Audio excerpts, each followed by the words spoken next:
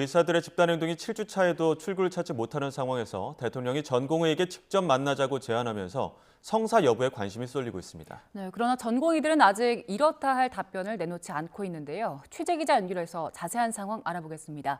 조용성 기자. 네, 사회정책부입니다. 네, 윤 대통령 제안에 대해서 전공의들은 아직 입장을 내놓지 않고 있는 거죠? 네, 앞서 보도된 것처럼 어제 대통령실 대변인실에서 전공의들과 직접 만나자고 제안을 했는데요. 아직 대한전공의협의회에서는 어떠한 반응도 보이지 않고 있습니다.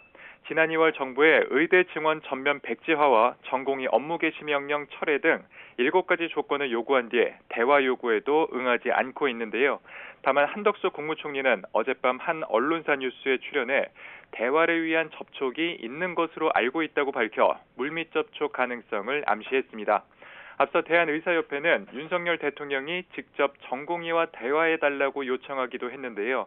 의료계 요청에 윤 대통령이 화답한 모양새이기 때문에 어떤 식으로든 반응이 나올 것으로 보입니다.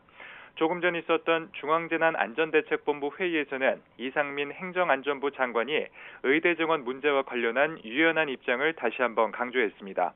이상민 장관은 정부 정책은 늘 열려 있다며 더 좋은 의견과 합리적인 근거가 제시된다면 더 나은 방향으로 바뀔 수 있다고 말했는데요. 의대 증원 문제에 있어서 의료계가 합리적인 근거를 제시하면 숫자를 조정할 수도 있다는 입장을 애둘러 밝힌 것으로 보입니다. 의사들의 집단 행동이 2달 가까이 이어지는 가운데 오늘은 대학병원의 교수들이 외래 진료 최소화에 나서기로 한 사흘째인데요.